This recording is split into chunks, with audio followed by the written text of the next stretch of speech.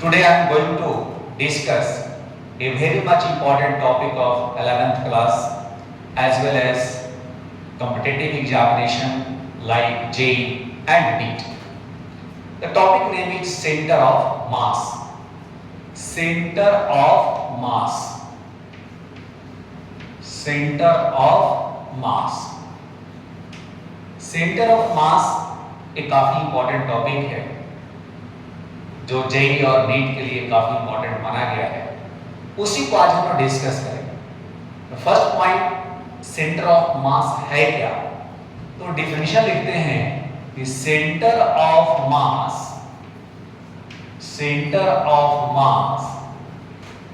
Is a point on which total mass of a body or system supposed to be concentrated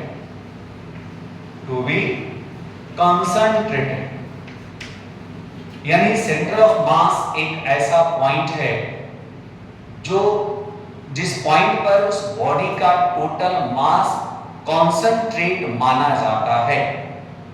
जैसे एक छोटा सा example आप समझिए, मान लीजिए कि एक ऑब्जेक्ट है, ये ऑब्जेक्ट है और इस ऑब्जेक्ट का सेंटर ऑफ मास खोजना है। एज फॉर एग्जांपल मान लीजिए कि हम इस बॉडी के किसी भी पॉइंट पर ऐसे मैं इसको रखूं और ये मान लीजिए कि रुक गया, यहां पर रुक गया, ऐसे मैं रखूं ये रुक गया, हो सकता है कि गिर जाए इस साइड गिर जाए। देखिए एक पॉइंट ऐसा होगा जहां जिस पर ये रुक गया, जिस पॉइंट पर रुक गया the point called centre of mass.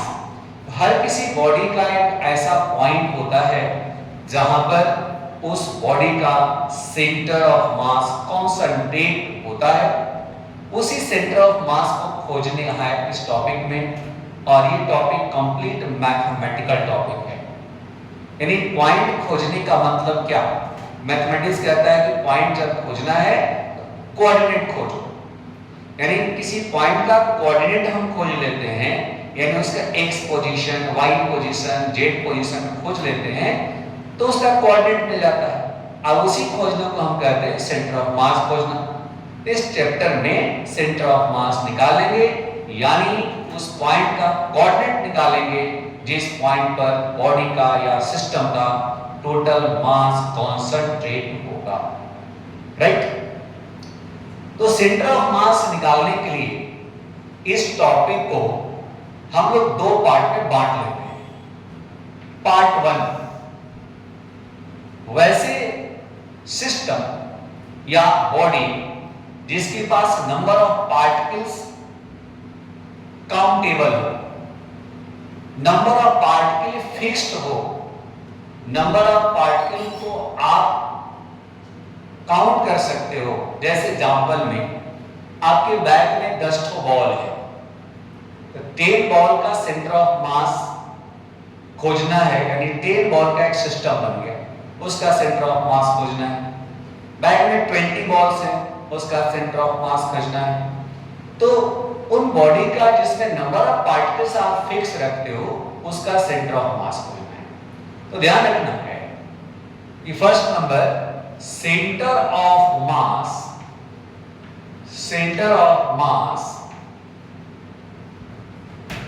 Of an particles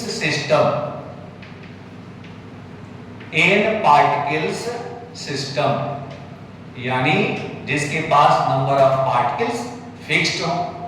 and number two, centre of mass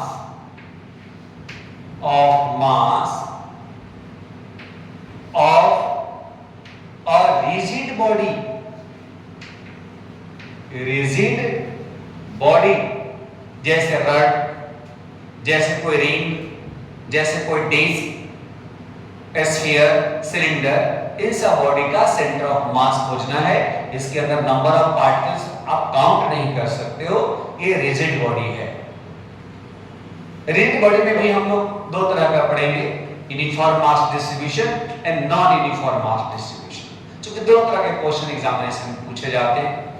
तो पहले हम लोग centre of mass of in particle system पढ़ते हैं, उसके बाद centre of mass of rigid body पढ़ेंगे।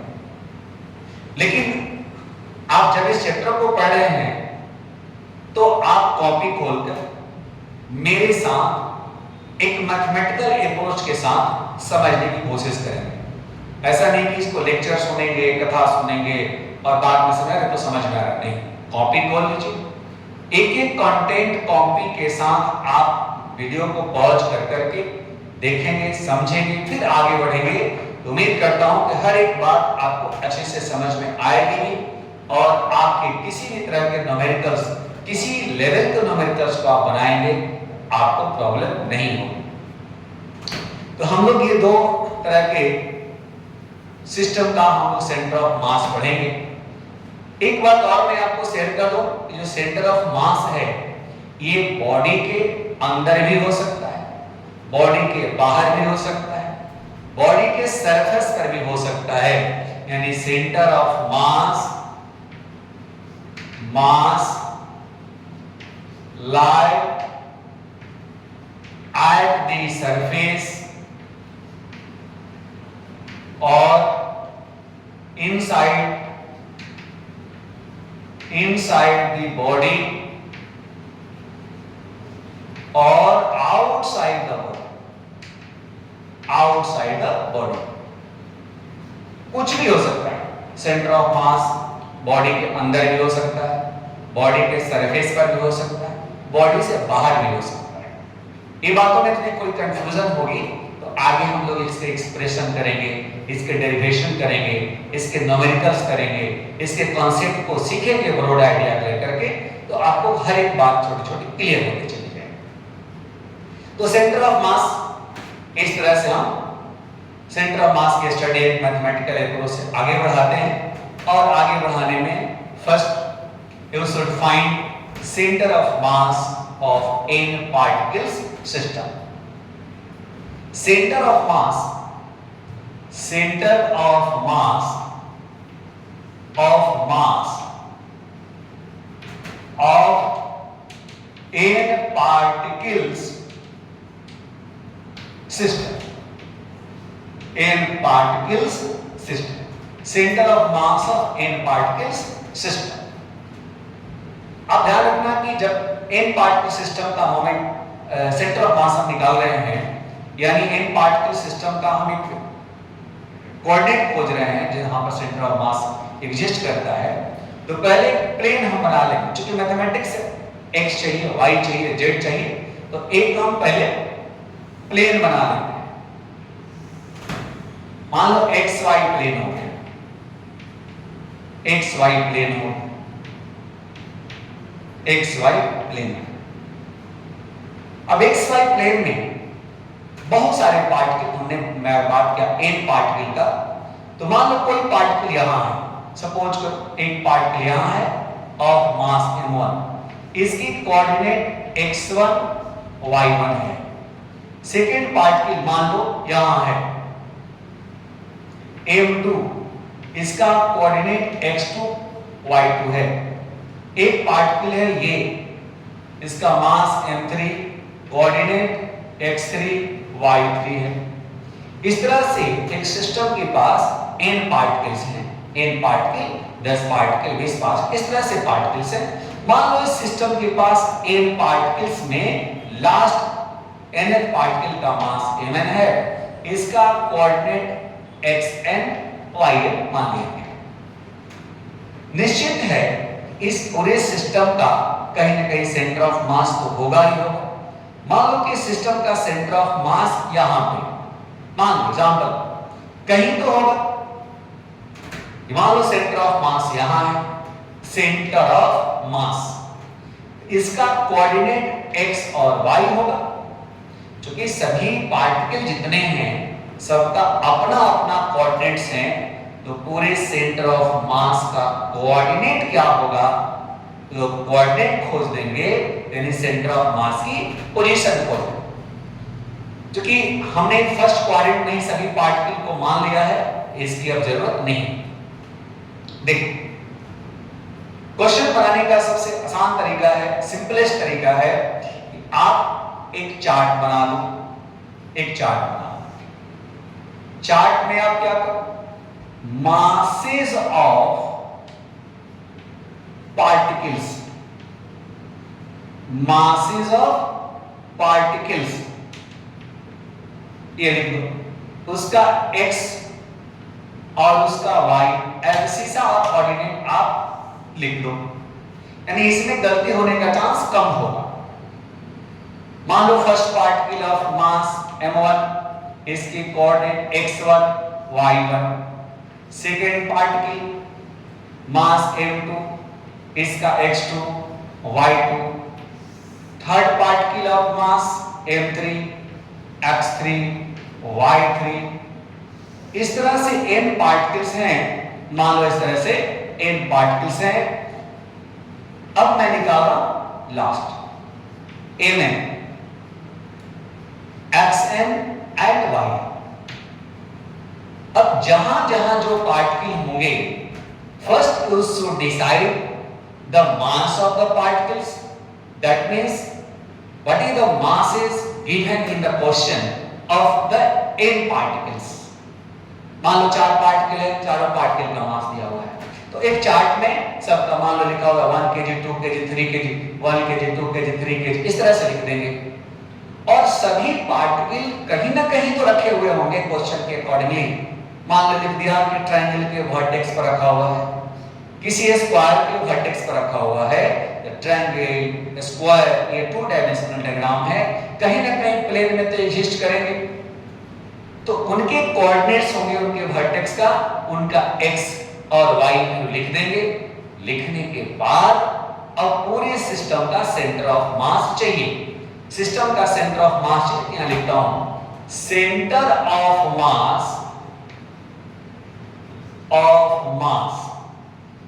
हम यहां निकाल रहे हैं, तो क्या निकालना होता है भाई, कोऑर्डिनेट्स निकालना है।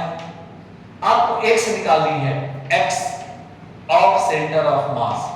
तो फर्स्ट का मास उसका x कोऑर्डिनेट, सेकंड का मास उसका x कोऑर्डिनेट, इस तरह से जितने पार्टिकल हैं सबका मास और उसका x कोऑर्डिनेट आप ऊपर लिखते जाएंगे, मल्टीप्लाई करके सम करते जाएंगे। नीचे जितने भी पार्टिकल्स हैं सबके मास को आप नीचे ऐड कर दें। इसको सिंपली ऐसे भी लिख सकते हो, m1 m2 m3 mn, this is called total mass of the system, total mass of the body, इसको कहते हैं टोटल बॉडी का मास। टोटल बॉडी का मास है तो ये लिख सकते हैं 1/m, this is the total mass of the body. ये है सम sigma I is equal to 1 से लेकर के n तक mi xi, ये हो गया x कोऑर्डिनेट। वैसे ही यदि आप सेंटर ऑफ मास का y कोऑर्डिनेट खोजना चाहते हो, मींस एब्सिसा खोजना चाहते हो, तो m1 y1 m2 y2 ऐसे mn yn तक आप लिखोगे। टोटल मास से आप डिवाइड कर दोगे, ये हो गया mn तक। वैसे ही आप मान लो कि z की जरूरत पड़ी, z कोऑर्डिनेट, तो आप लिख दोगे m1 z1 m2 z2 dash on mn zn by m1 plus m2, इस तरह से टोटल मास से डिवाइड। जब इस तरह के प्रोसेस को आप फॉलो करोगे तो n पार्टिकल सिस्टम का सेंटर ऑफ मास निकाल सकते हो। ओके, अब इस न्यूमेरिकल की हेल्प से इसको आपको हम समझाएं। मान लो कि क्वेश्चन में लिखा हुआ है, सपोज करो क्वेश्चन में लिखा हुआ है, question number 1, 3 particles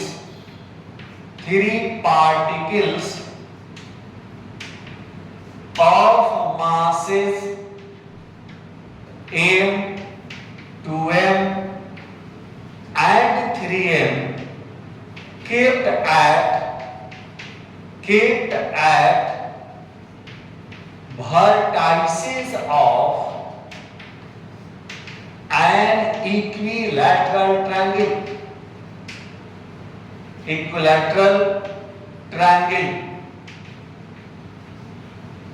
ABC of side A. Then locate the center of mass. Centre of मास को लोकेट करो, कहां होगा? 3 पार्टिकल्स, सभी का मास गिवन है m 2m 3m, ऐसे हो सकता है 1 kg 2 kg 3 kg, ऐसा हो सकता है। और वो इक्विलैटरल ट्रायंगल के वर्टेक्स पर रखा हुआ है और उसका साइड A है। तो इस 3 पार्टिकल सिस्टम का सेंटर ऑफ मास क्या होगा, ये हमको निकालना है। तो देखिए, जैसा कि मैं ये समझाया हूं, इस बेसिस पर उसको मैं आपको बता रहा हूं।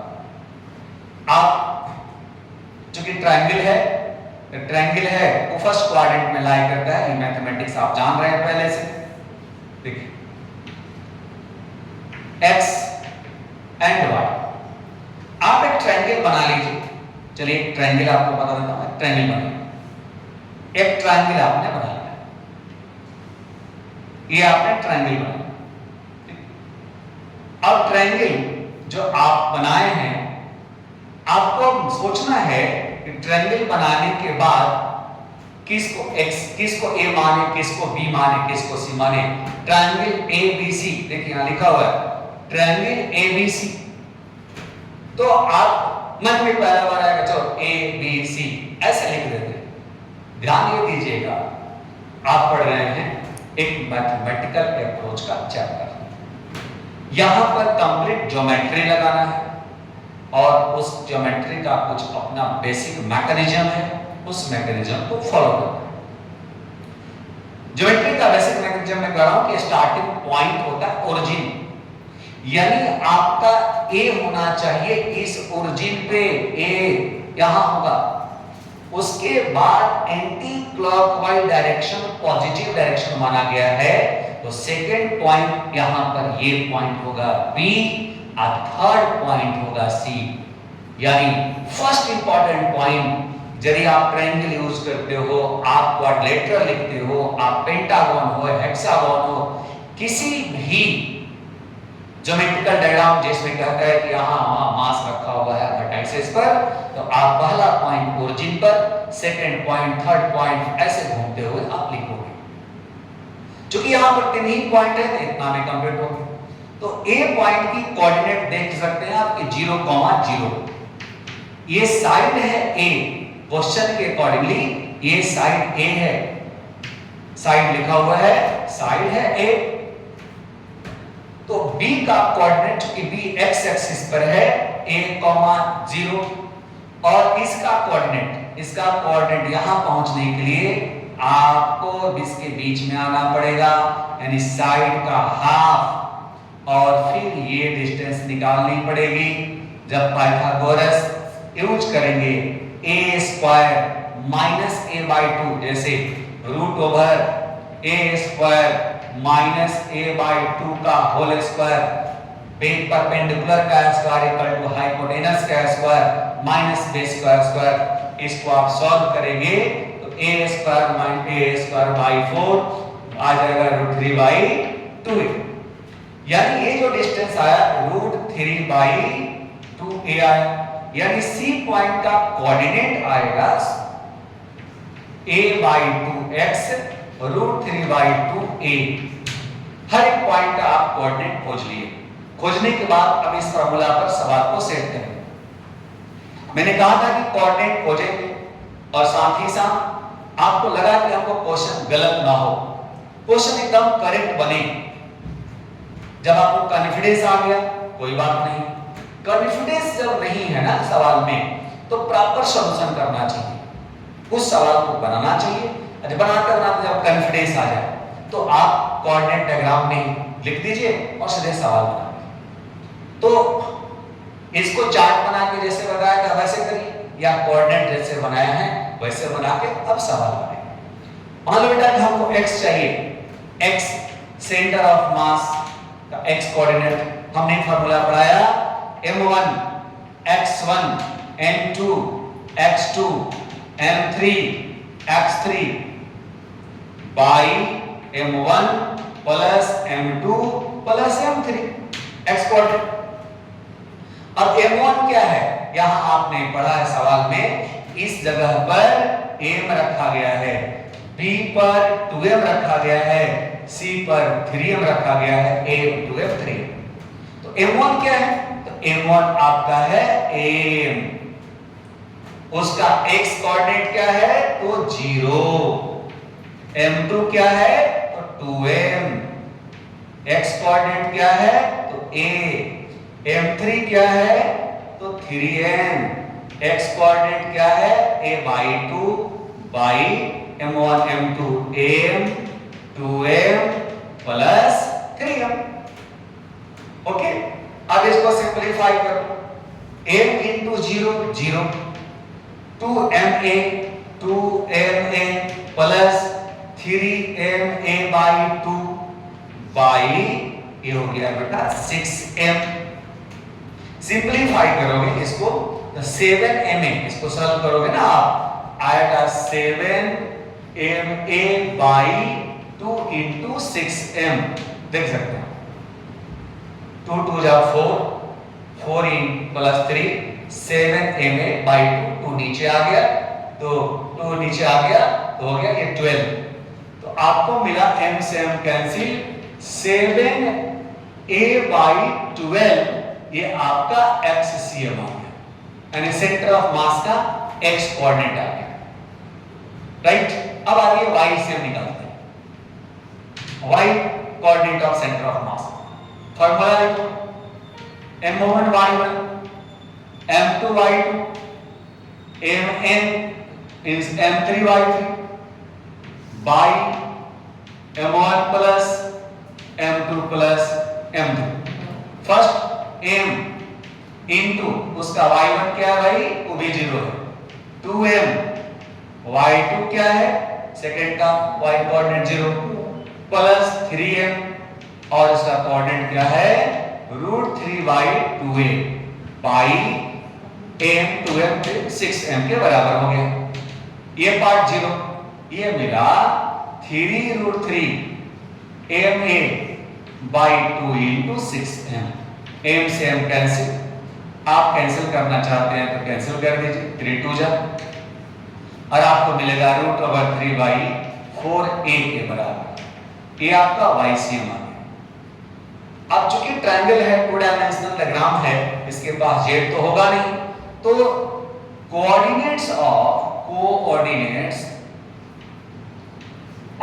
Centre of mass x y z is equal to 7a by 12 comma √3 by 4a, z होगा 0, ये आपका इस 3 पार्ट सिस्टम का सेंटर ऑफ मास निकल गया।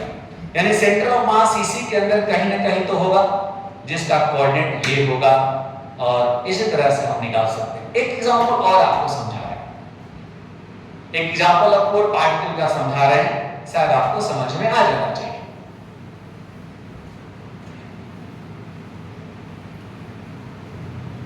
और इस क्वेश्चन को खुद आप एक बार अपने से ही प्रैक्टिस करें।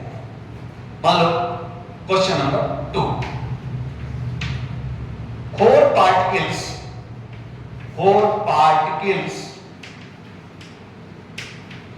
of masses m 2m 3m and 4m are situated at the vertices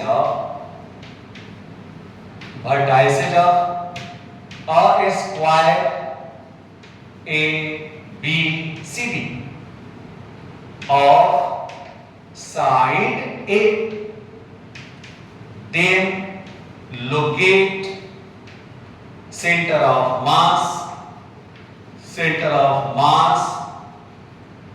of the four particles system, four particles system. Four particle system का सेंटर ऑफ मास क्या होगा, ये हम लोगों को निकालना है। देखिए, पहले तो आपको ज्योमेट्रिकल कंस्ट्रक्शन पर ध्यान देना पड़ेगा, उसकी ज्योमेट्रिकल कंस्ट्रक्शन कैसे बनाएंगे। जो मैंने समझाया उस बेसिस पर आप इसको ध्यान रखेंगे। आप x y एक आपने प्लेन बनाया, इसमें क्वाड्रेटर आप बना दिए, मान लीजिए कि एक स्क्वायर आपने बनाया है, राइट। अब स्क्वायर का जो वर्टेक्स है लिखा हुआ है ABCD, तो एक इसको मानेंगे। जस्ट इसके पहले समझाया कि आपका पॉइंट तो ओरिजिन से स्टार्ट होता है, यानी फर्स्ट पॉइंट ओरिजिन पे होगा, सेकंड पॉइंट एंटी क्लॉक पर चलना है तो यहां होगा, सेकंड थर्ड यहां होगा और D fourth, A B C D first second third fourth, ऐसे सोचना। ये ज्योमेट्री के अनुसार आपको ध्यान देना पड़ेगा। यहां पर आप मास कितना रखे हो m, यहां पर मास 2m, यहां पर मास 3m, यहां पर मास 4m। साइड चूंकि a है, a साइड a, इसकी कोऑर्डिनेट तो 0,0, लेकिन इसकी कोऑर्डिनेट आप देख पा रहे होंगे 1,0। इसकी कोऑर्डिनेट a यानी a, इसकी कोऑर्डिनेट 0a 0,a, कोऑर्डिनेट निकल गए। अब आप क्या करोगे, इसका x निकालो, centre of mass.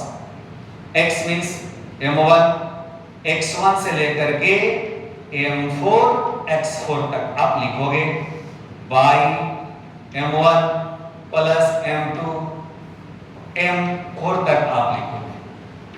m1 m x coordinate 0 plus m2 2m x coordinate a, 3m x coordinate उसका भी a, यहां तक पहुंचोगे तब यहां जाओगे, plus 4m x coordinate 0 by m 2m 3 6 4 10m, ये हो गया 10m। अब देखो 0 2m है 3m है, ये 5m है, यानी x कोऑर्डिनेट इक्वल टू ऊपर आया 5ma बाई 10m, m से m कैंसिल आ गया, 5 2 10, x कोऑर्डिनेट आ गया a बाई 2। आप देख लीजिए इसका x कोऑर्डिनेट आ गया। वैसे ही आप y कोऑर्डिनेट निकालो, ycm m1 y1 से लेकर m4 y4 तक आप लिखो, y m1 से लेकर m4 तक लिखो, सॉल्व करो। m फर्स्ट पार्टिकल है उसका कोऑर्डिनेट y0 है, सेकंड पार्टिकल है आपका 2m, y coordinate 0, third particle 3m, y coordinate a, देख लिया है।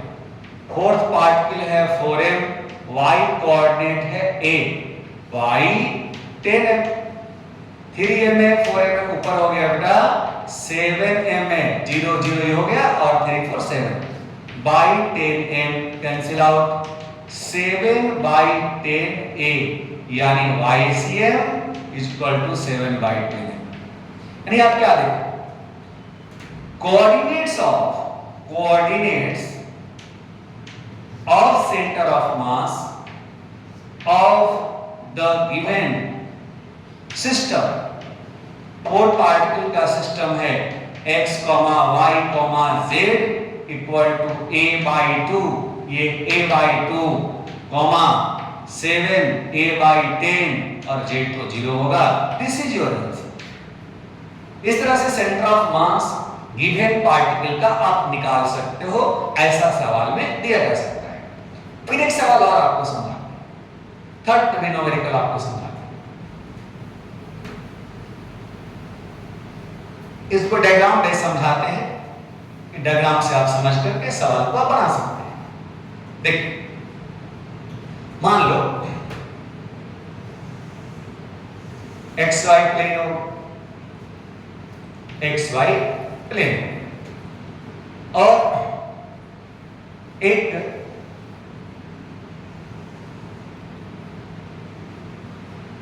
मान लो कि कोई रोम्बस कोई पैरेललोग्राम दिया हुआ है, समझने का चीज दिया हुआ और ये उसका थीटा एंगल दिया हुआ है, ये इसका थीटा एंगल है। इसमें सवाल होगा तो दिया होगा 60 डिग्री 30 डिग्री कुछ वैल्यू दिया होगा।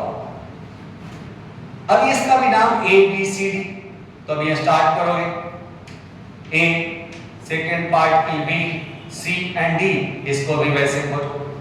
मान लो कुछ देर के लिए इसको हम रोम्बस मान लेते हैं, इन रोम्बस का साइड्स इक्वल होता है तो मान लेते हैं। इस पर भी m मास रखते हैं, इस पर 2m मास, 3m मास, 4m मास। लिखा am 2m 3m are situated at the vertices of a rhombus given in the figure। और साइड a, इसका भी साइड a मान लेता हूं, a है, साइड a है, साइड a है, साइड। अब थोड़ी सी ज्योमेट्री आपको जरूर समझना है। a पार्टिकल तो ओरिजिन पे है 0, 0, b पार्टिकल का कोऑर्डिनेट a, 0, चलो भी ठीक है। अब हम आते हैं इस पॉइंट, इस पॉइंट पर पहुंचने के लिए यहां पर यदि मैं परपेंडिकुलर डाल दूं, आपको यहां पहुंचना पड़ेगा, फिर यहां पहुंचना पड़ेगा। यहां का टोटल डिस्टेंस x होगा। अब x कितना, a प्लस ये डिस्टेंस कैसे निकलेगा? यदि ये a है और ये ट्रायंगल के लिए बेस है, ये हो गया a cos थीटा, इसका x कोऑर्डिनेट होगा, x कोऑर्डिनेट इसका आप जब खोजेंगे, x कोऑर्डिनेट मिला a plus a cos theta, a plus a cos theta x coordinate. उसके बाद y मतलब ये इतना डिस्टेंस, ये a है, ये a sin थीटा होगा, comma a sin theta, right. वैसे ही आप इसके पास पहुंचो, यहां पहुंचने के लिए डी पॉइंट पर पहुंचने के लिए ये डिस्टेंस a है, a cos theta, a cos theta, और ये डिस्टेंस a sin थीटा, इसका y coordinate a sin theta. तो एक चार्ट यहां बना लेते हैं कि सवाल बनाने में आपको आसानी होगी। m1 कितना है बेटा, m के बराबर, m2 कितना है तो 2m के बराबर, m3 कितना है तो 3m के इक्वल, m4 कितना है 4m के इक्वल। एक पार्ट ये हो गया, सभी का अपना अपना x खोजना है, x यहां पर x1 चाहिए, x1 मतलब अब देखो 0 चलेगा, y1 क्या है तो y1 भी 0 होगा, पॉइंट 0। आप देख पा रहे हो कि सेकंड पार्ट उसका मास 2m, कोऑर्डिनेट a, y क्या होगा 0। लेकिन ये थर्ड पार्टिकल है, थर्ड पार्ट उसका a cos a plus a cos theta x हो गया और y a sin थीटा हो गया। This is equal to y, this is equal to x। उसी तरह से इसका a cos थीटा और ये हो गया a sin थीटा। मैं आपको बता दूं कि एक्चुअली ये क्या होगा, ये वैल्यू दिया होगा, लिख देगा 10 centimetre 10 centimetre 10 centimetre 10 centimetre 37 degree angle. तो देखो आप लोग इस वैल्यू को निकालना, आप लोग वेक्टर वगैरह में सीखा होगा, ये वैल्यू मिल जाएंगे। मास को पुट करें, चार्ट सब बना ही दिया। ये क्या हो गया x1, ये क्या हो गया x2, ये क्या होगा x3, x4, ये क्या हो गया 0 है ना, ये हो गया आपको y1, y2, y3 and y4 और जगह पुट करो फार्मूला पर, जो फार्मूला आपने पहले समझाए थे m1 x1 m2 x2, y1 put करो, वैसे पुट करो, सवाल सब बन जाएंगे। न्यूमेरिकल जो भी आते हैं आपको बहुत इजी न्यूमेरिकल हैं, आप आसानी से बना सकते हो। तो मैं उम्मीद करता हूं कि centre of mass in particle system का आपको समझ में आ गया होगा और खूब प्रैक्टिस करेंगे, सवाल खूब बनाएंगे आप, और खूब मजा आएगा सेंटर ऑफ मास को बनाने में। एक पार्ट हुआ कि सेंटर ऑफ मास आपको निकालनी है, तो centre of mass in particle system का आप कोऑर्डिनेट्स बना रहे हो, कोऑर्डिनेट्स निकाल रहे हो। अब इसकी सेकंड थिंग क्या है, मान लो कि जितने भी पॉइंट्स हैं, ऐसे समझना, जितने भी पॉइंट्स हैं, यानी मान लो m1 मास, m2 मास, m3 मास, मान लो इस तरह से mn मास, mn, सभी का अपना अपना x और y कोऑर्डिनेट तो होगा। तो यदि वो x y कोऑर्डिनेट होगा, ये भी अंडरस्टूड है कि यदि हम फिजिक्स को जान रहे हैं तो ये भी अंडरस्टूड है कि सभी की अपनी अपनी पोजीशन वेक्टर ओरिजिन से होगी। मान लो कि इसकी पोजीशन वेक्टर r1 वेक्टर है, इसकी पोजीशन वेक्टर मान लो r2 वेक्टर है, इसकी पोजीशन वेक्टर मान लो r3 वेक्टर है, इसकी पोजीशन वेक्टर मान लो rn वेक्टर। जितने नंबर ऑफ पार्टिकल्स उतना सबका पोजीशन वेक्टर। तो सेंटर ऑफ मास का भी तो पोजीशन वेक्टर होगा, या सभी पार्टिकल जितने हैं उनका जहां सेंटर ऑफ मास है उसका पोजीशन वेक्टर होगा। तो मान लो कि इसका सेंटर ऑफ मास कहीं एग्जिस्ट करता है, मान लो यहां पर एग्जिस्ट करता है सेंटर ऑफ मास, और इसकी हमको सेंटर ऑफ मास की पोजीशन वेक्टर चाहिए, आरसीएम वेक्टर चाहिए। यानी टॉपिक का नाम है position vector, position vector, vector of centre of mass, position vector of centre of मास। कैसे निकालोगे भाई? बहुत सिंपल है, एकदम so simple. Position vector r1 क्या होगा? तो r1 होगा x1 i cap plus y1 j cap. r2 क्या होगा? तो r2 x2 i cap plus y2 j cap. r3 क्या होगा? तो x3 i cap plus y3 j cap. वैसे ही जितने भी पार्टिकल होंगे rn vector equal to xn i cap plus yn j cap. जितने भी पार्टिकल्स हैं उनका x और y होगा, यानी हर पार्टिकल का अपना अपना पोजीशन वेक्टर होगा। तब आरसीएम निकालना होगा, position vector of centre of मास। निकालने के लिए सिंपल तरीका है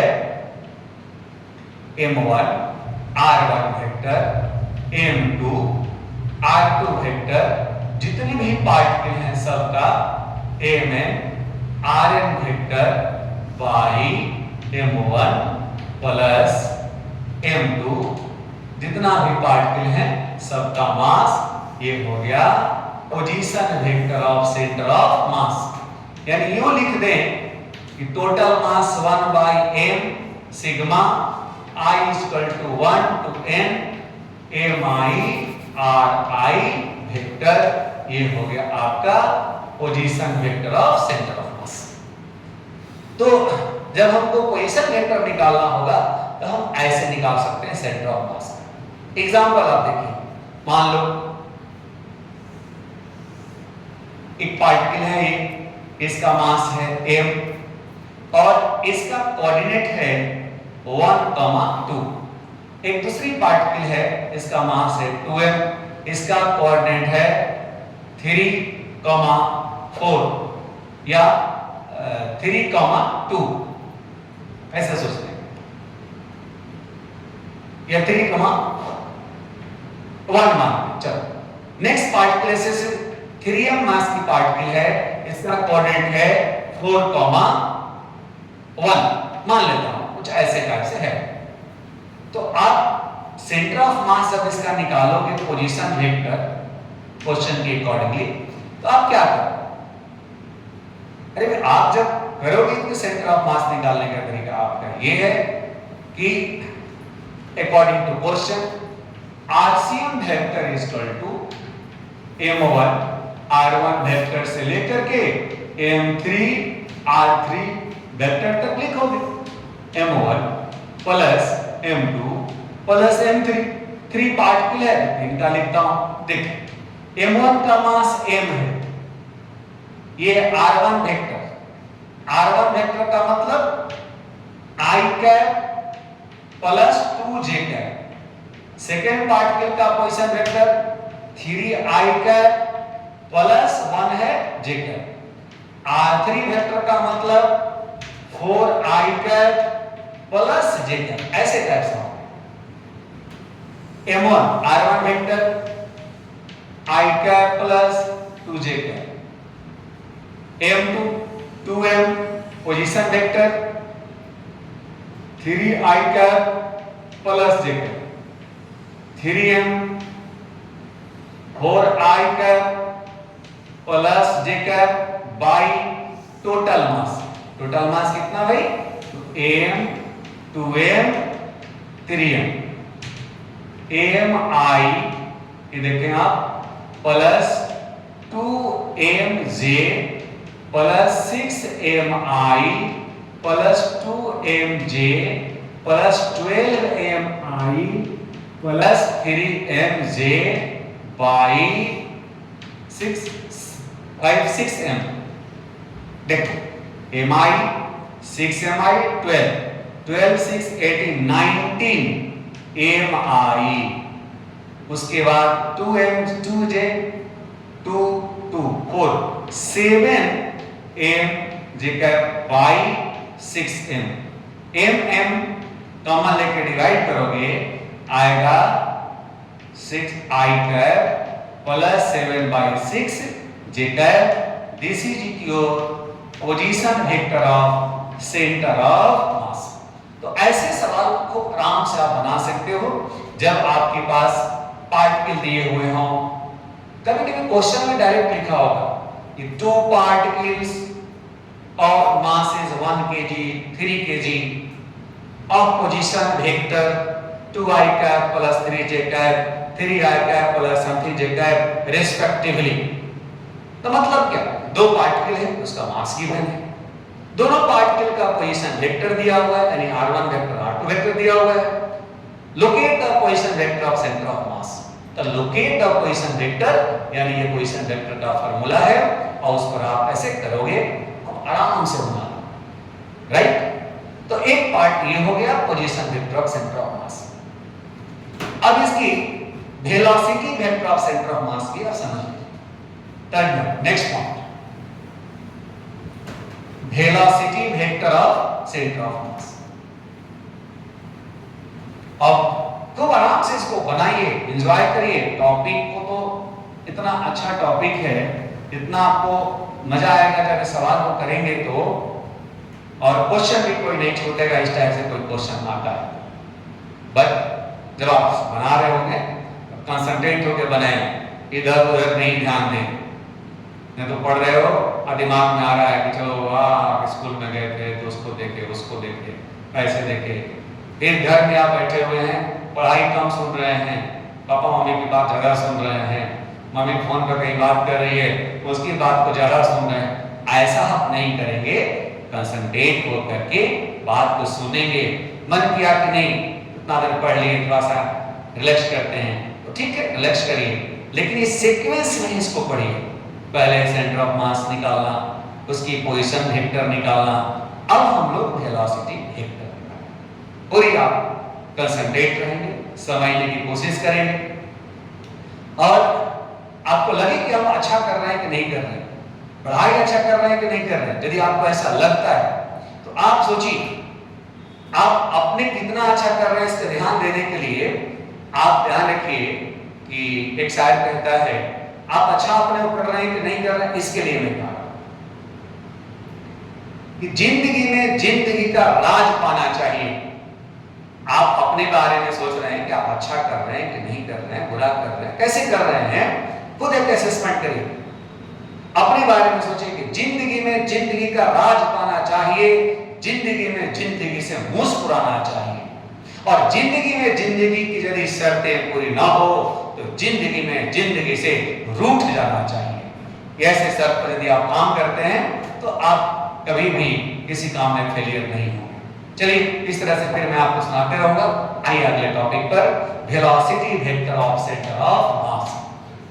velocity vector of centre of mass, centre of mass, velocity vector. मान लो कि बहुत सारे पार्टिकल है, एक पार्टिकल है उसकी वेलोसिटी अलग है, इमेजिन करो एक पार्टिकल। अच्छा, इस वेलोसिटी वेक्टर का कैसे निकालेंगे तो मैं आपको बता दूं। सिंस RCM इक्वल टू अभी क्या पढ़ा, m1 r1 vector, m2 r2 vector, इस तरह से n पार्टिकल का आपने पोजीशन वेक्टर पढ़ा अभी जस्ट कुछ देर पहले मैं आपको समझाया।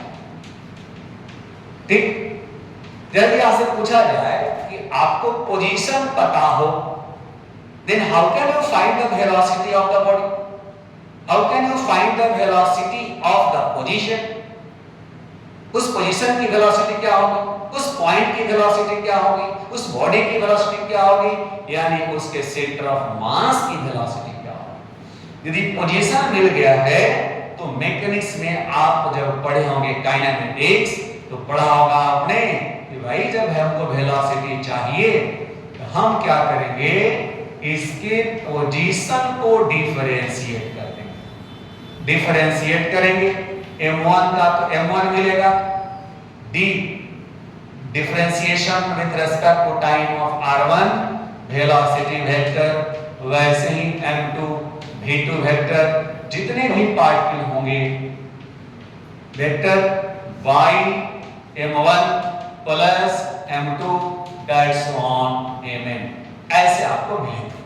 Means total mass 1/m sigma 1 से लेकर के n तक mi vi वेक्टर, ये हो गया velocity vector of centre of mass, ये हो गया। अब इसके न्यूमेरिकल कैसे बनाएंगे भाई, तो देखो मान लो एक क्वेश्चन बता रहा हूं, मान लो कि एक पार्टिकल है, इसका मास है 1 kg, इसकी वेलोसिटी है 5 मीटर पर सेकंड। सेकेंड पार्टिकल है, इसका मास है 2 kg, इसकी वेलोसिटी है 3 मीटर पर सेकंड। एक फोर्थ पार्टिकल है, उसकी वेलोसिटी है 5 मीटर पर सेकेंड विथ 37 डिग्री एंगल है हॉरिजॉन्टल के साथ, 5 मीटर पर सेकेंड। एक फोर्थ पार्टिकल है, उसकी वेलोसिटी मान लो 10 मीटर पर सेकेंड है, ये 37 डिग्री एंगल के साथ।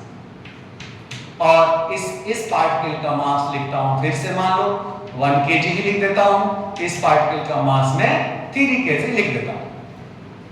अब कहता है कि find the velocity vector of all 4 given particles, तो कैसे निकालोगे? पहले नंबर तो फार्मूला में v1 vector, v2 vector, v3 vector, vn vector था।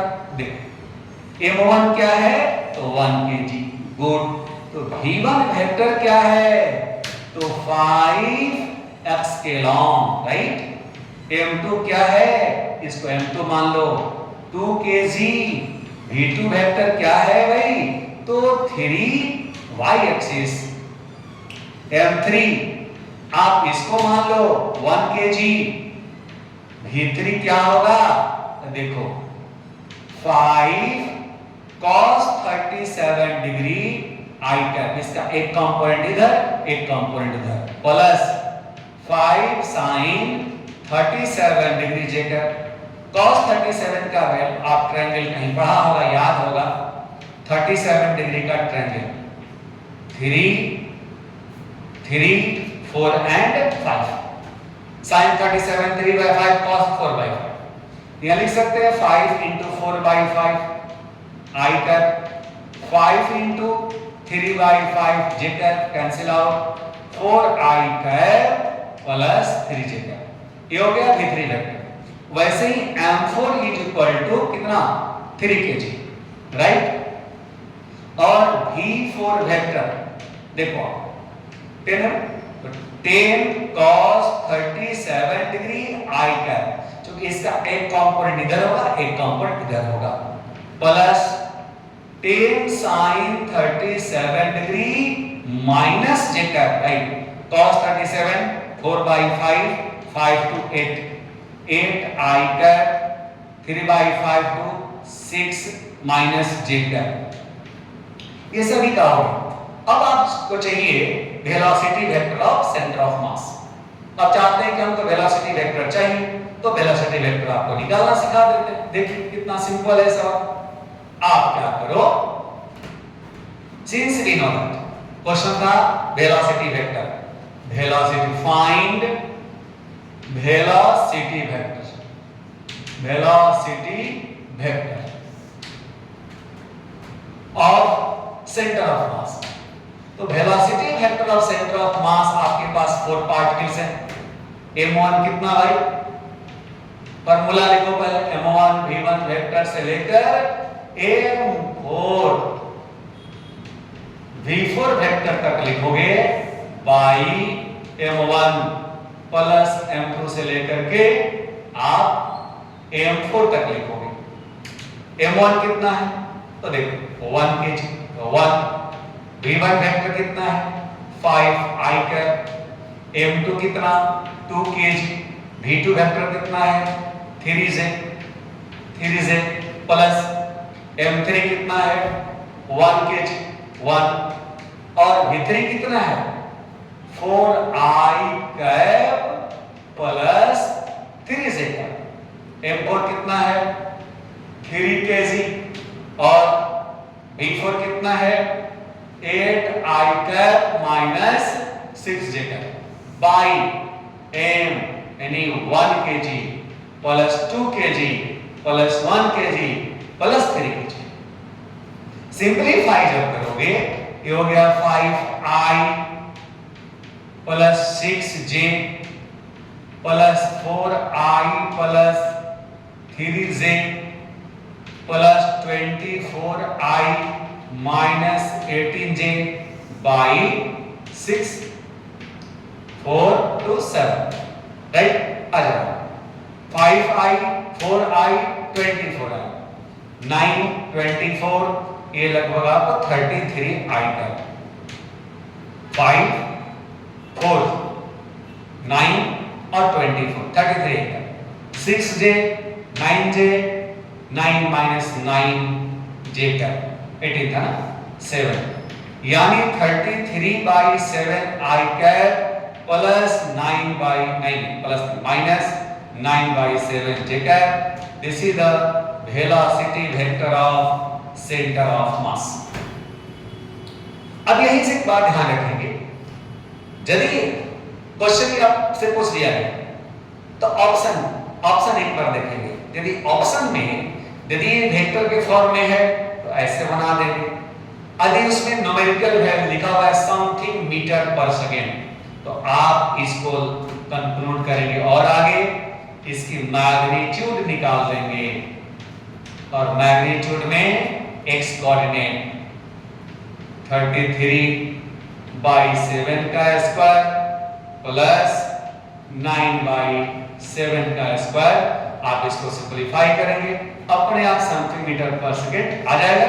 तो जैसा ऑप्शन रहेगा वेलोसिटी वेक्टर कहेगा तो मोस्ट प्रोबेबली आपको ऐसे ही रहेगा। अब find the velocity of centre of मास, इसको करने के बाद लास्ट में निकालना होगा।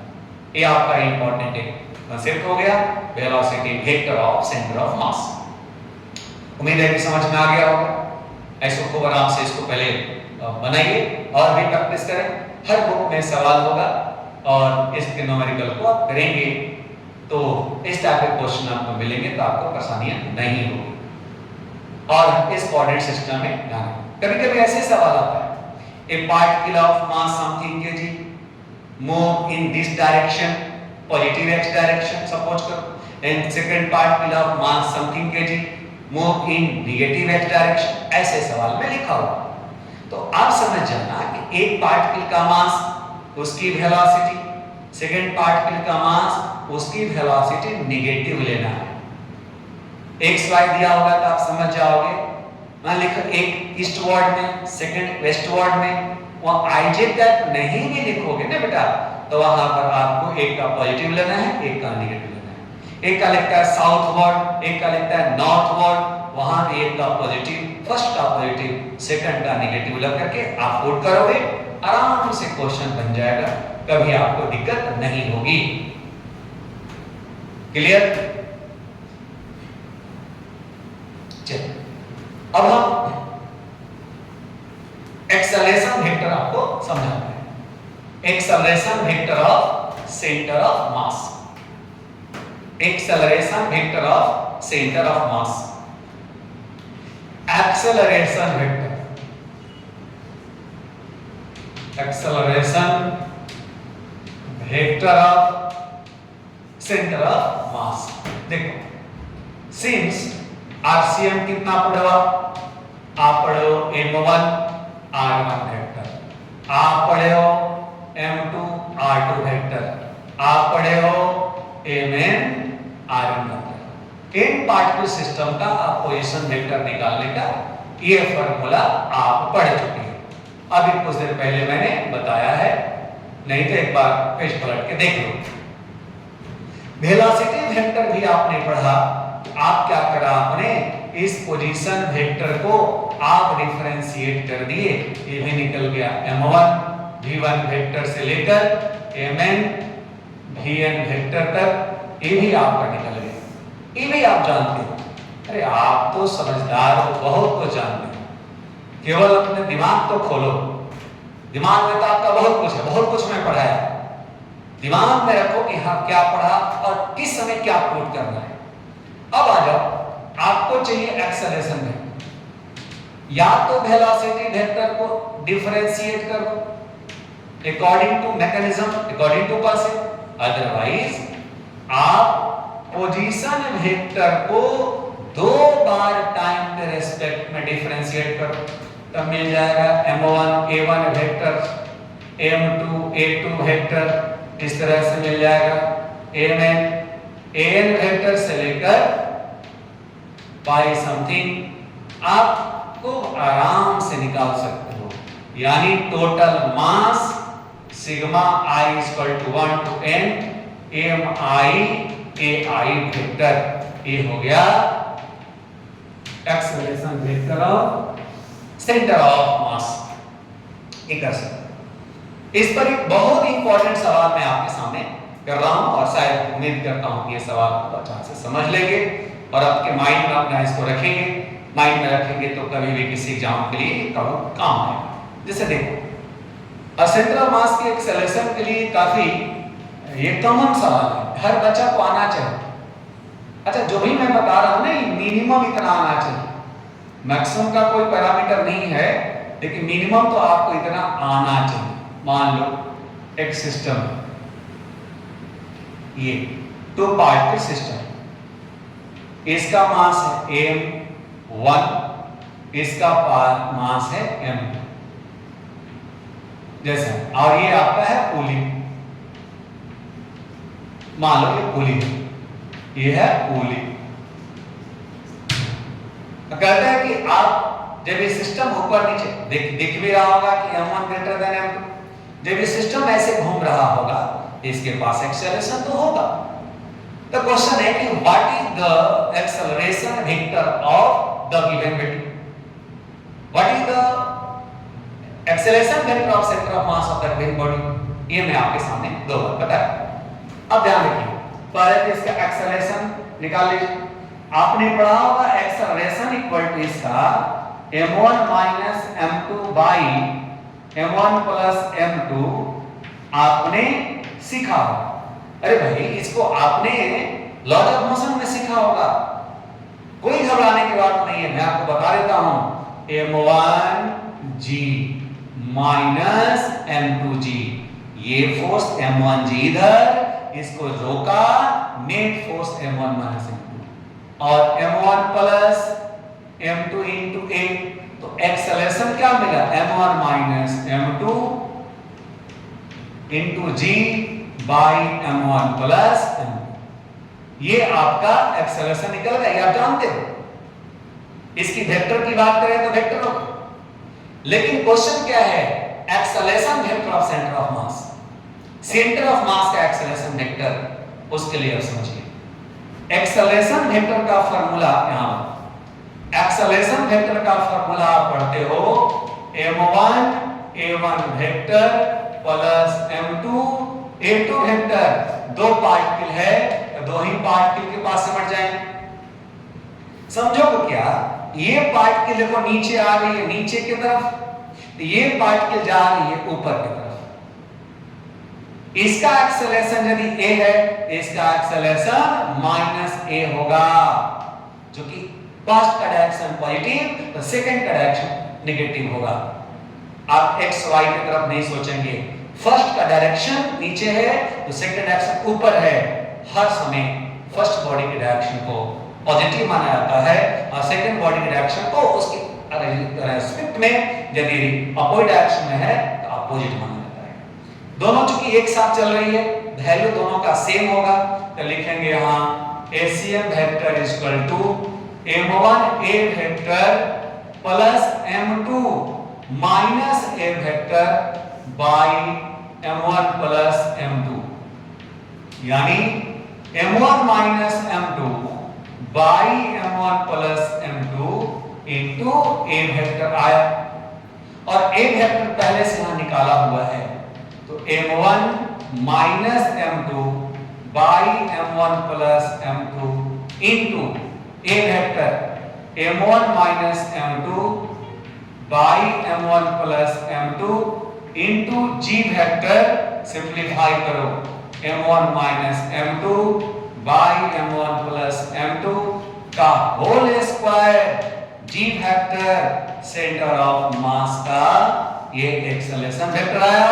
वेरी वेरी इंपॉर्टेंट, इसको याद रखो और इसको पॉज करके पहले खूब अच्छे से आप इस पूरे लेक्चर को समझो, इस पर क्वेश्चन करो, इस पर न्यूमेरिकल बनाओ। हम तो कहेंगे कि शुरुआत करो, यदि आप मैथमेटिक्स के स्टूडेंट हो, आईटी का प्रिपरेशन करते हो, आईटी के क्वेश्चन बैंक शुरू कर दो बनाना। यदि आप कॉन्सेप्ट ऑफ फिजिक्स वॉल्यूम 1 आप बनाते हो, उसको शुरू करो। हाँ, अभी पूरे सवाल नहीं बनेंगे क्योंकि इसका सेकंड लेक्चर हम आपको रिजिड बॉडी के लिए बनाएंगे, कुछ और भी इसमें कॉन्सेप्ट समझाएंगे न्यूमेरिकल के पॉइंट ऑफ व्यू से। तो वो न्यूमेरिकल्स आप लगभग सब बना देंगे, बट एक लेक्चर और आप मेरा समझेंगे रिजिड बॉडी के लिए, आप कुछ स्पेशल कंडीशन फॉर न्यूमेरिकल्स। उम्मीद करते हैं कि आपको हर एक बात अच्छे से समझ में आ जाएगी, आपको कोई दिक्कत नहीं होगी। सेकंड लेक्चर जस्ट मैं आपको दूसरे लेक्चर में आपको मैं सुनाऊंगा और रिजिड बॉडी वगैरह का सेंटर ऑफ मास बताऊंगा। पहले इसको बना लीजिए, सॉल्व कर लीजिए और फिर इसको आप कर लेने के बाद फिर आगे बढ़ो।